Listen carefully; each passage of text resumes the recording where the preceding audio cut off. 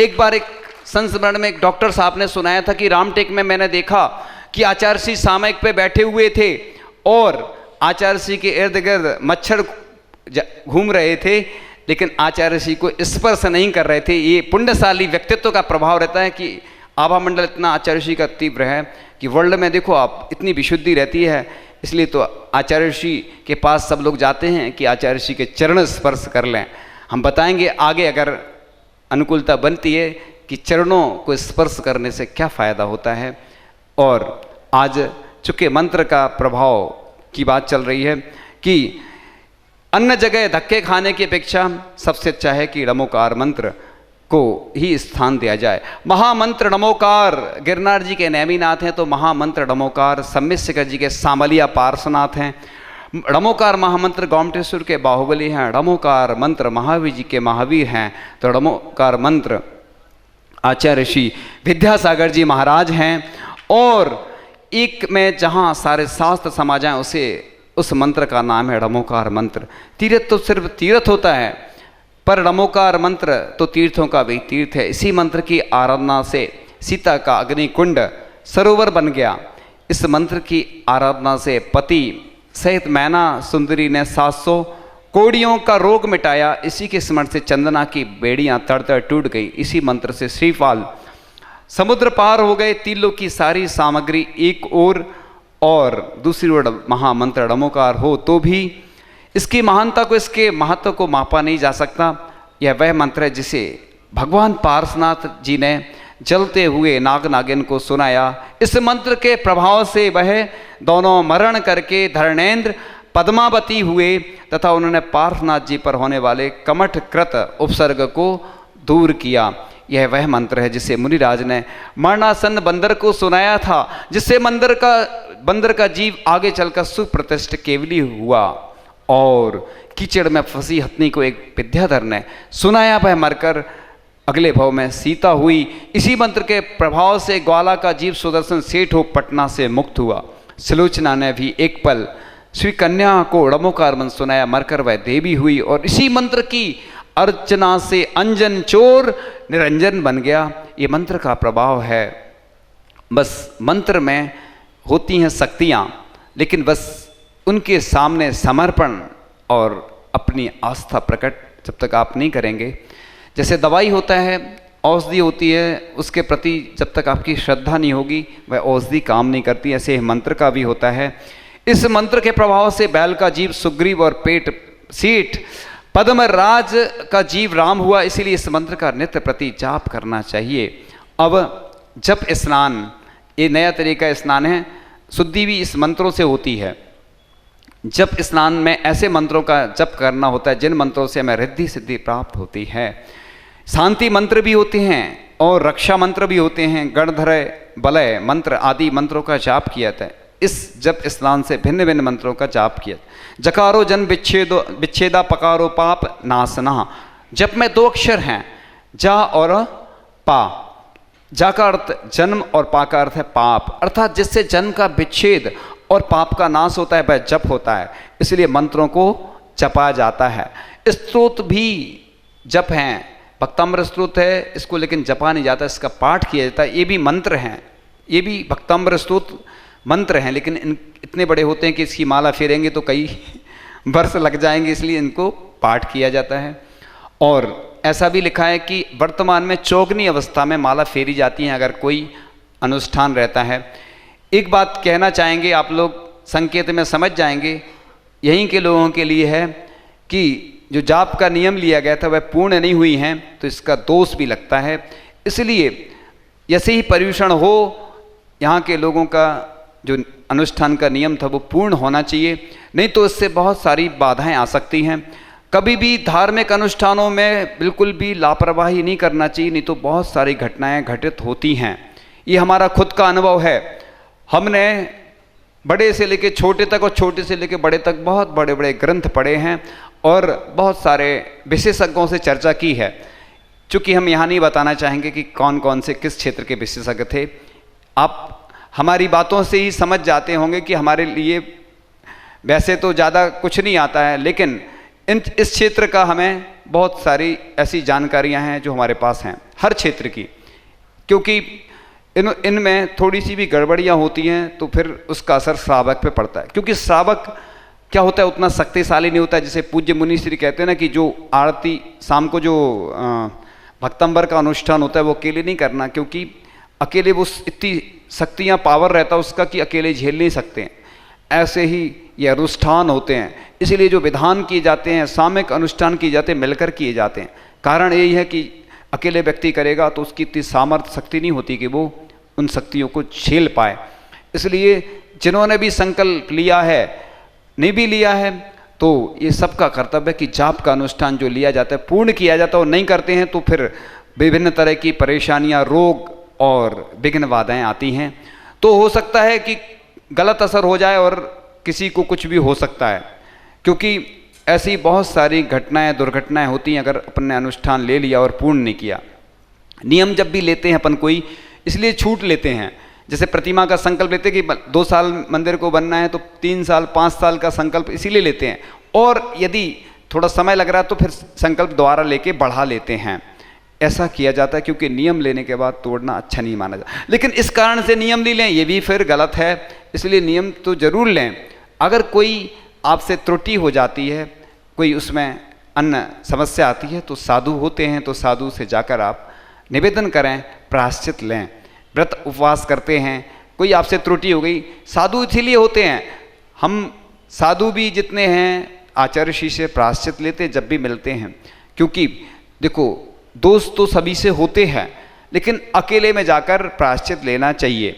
यदि महिलाएं आदि हैं तो वो 2 महिलाएं जाकर लें, क्योंकि मुनि महाराज से कभी भी महिला अकेले में कभी भी कोई प्रायश्चित आदि नहीं लेती हैं।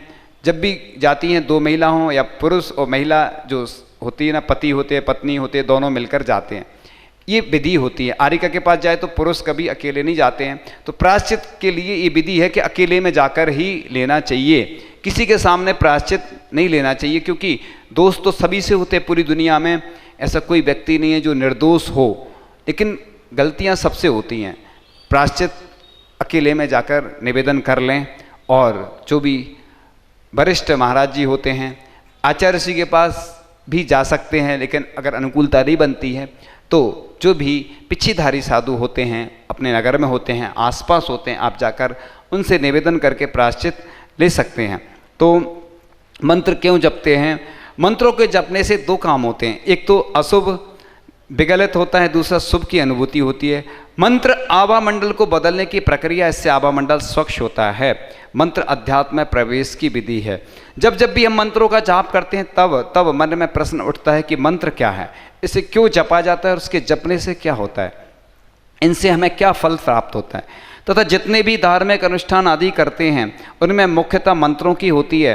एक पत्थर को परमात्मा बनाने वाले मंत्र ही हैं, और उनमें जो चमत्कार होता है वह भी मंत्र की ही महिमा। उक्त कई प्रश्नों का हमारे पास तांता लगा हुआ है।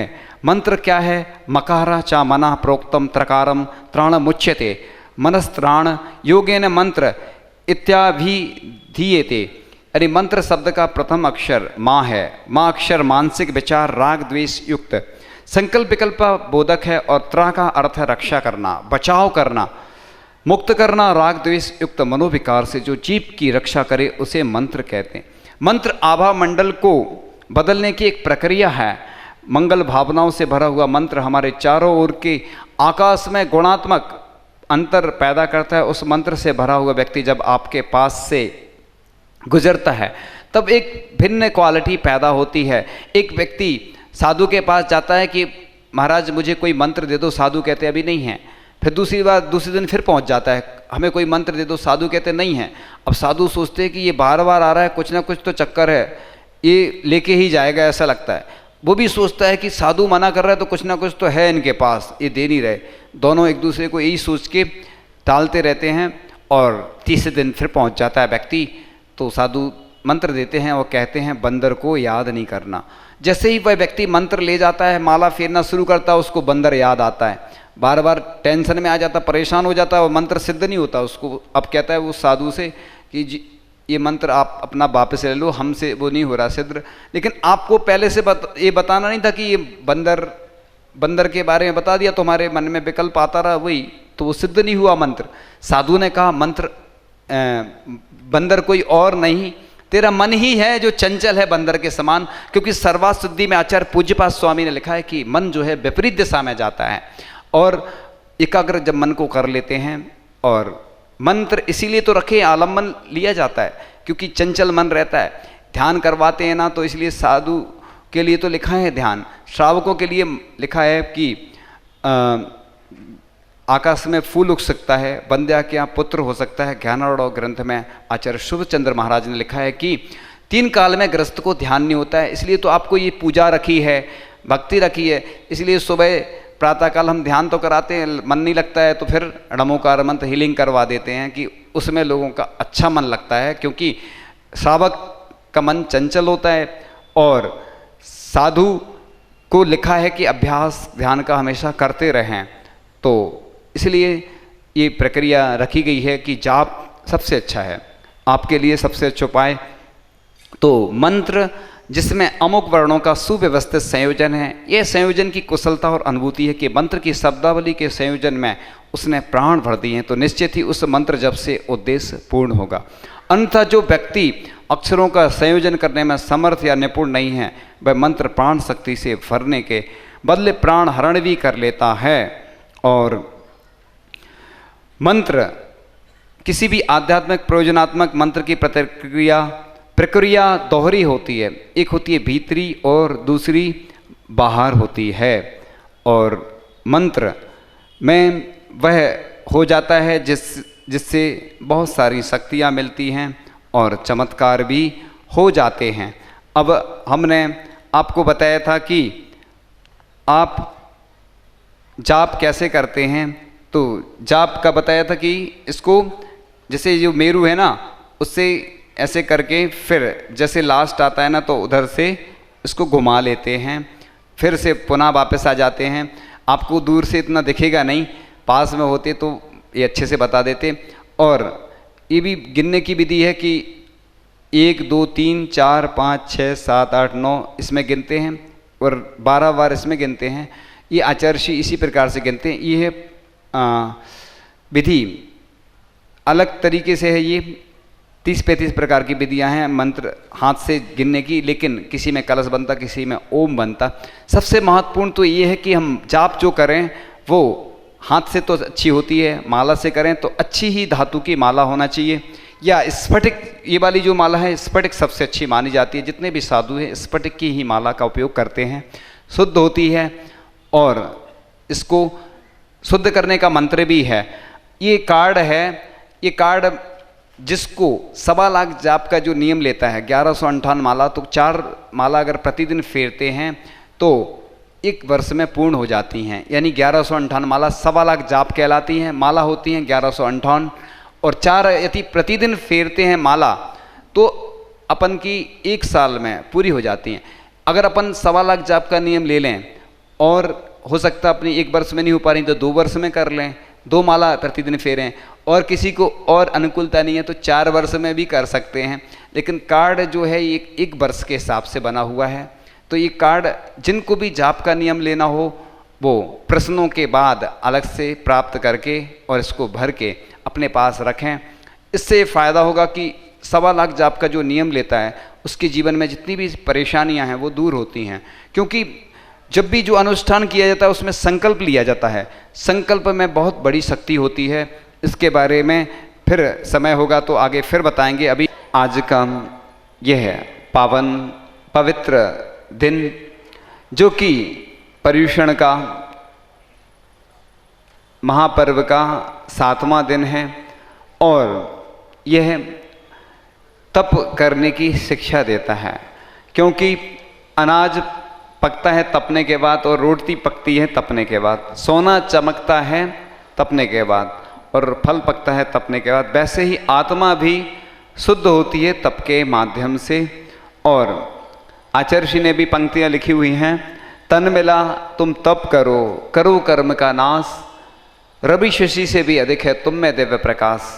तो इच्छा निरोधा तपा, यानी इच्छाओं का निरोध करना तप है। बाह्य तप भी होते हैं, अंतरंग तप भी होते हैं। और मुनि महाराज तो 12 माह तप करते ही रहते हैं और पर्युषण में 10 दिन श्रावक भी उपवास आदि करते हैं और वह भी तप करके इस मार्ग का समर्थन करते हैं। क्योंकि जिस प्रकार से दूध को गर्म करना होता है तो भगोनी में दूध डालते हैं, अग्नि पर रख देते हैं तो वह दूध गर्म हो जाता है। इसी प्रकार से शरीर के माध्यम से उपवास करने से हमारे कर्मों की निर्जरा होती है, भेद विज्ञान होते हैं। क्योंकि शरीर अन्न का कीड़ा बना हुआ है, इसको भोजन नहीं मिलता है तो वह कष्ट प्रदान करने लगता है। इसलिए साधु एक बार आहार को निकलते हैं कि इस शरीर को आगे तक हमें चलाना है, संयम का पालन होता रहे। 6 कारण लिखे हैं आहार लेने के, और इसलिए शरीर को चलाने के लिए, क्योंकि हम मरण हो गया हमारा तो असंयम में चले जाएंगे और असंयम में जाने से संयम का पालन नहीं हो पाएगा। संयम का पालन करते हुए मुनि महाराज कर्मों की निर्जरा करते रहते हैं। इसलिए मेरी भावनाएं पढ़ते हैं, लाखों वर्षों तक जीऊं या मृत्यु आज ही। हाँ, तो मृत्यु से डरते नहीं हैं, यानी मृत्यु का वरण करते हैं, स्वागत करते हैं। अगर मृत्यु आ भी जाती है तो जीने की भी इच्छा नहीं करना और मरण की भी इच्छा नहीं करना कि जल्दी हमारा मरण हो जाए। क्योंकि शरीर मिला है तो शरीर के द्वारा तप करो।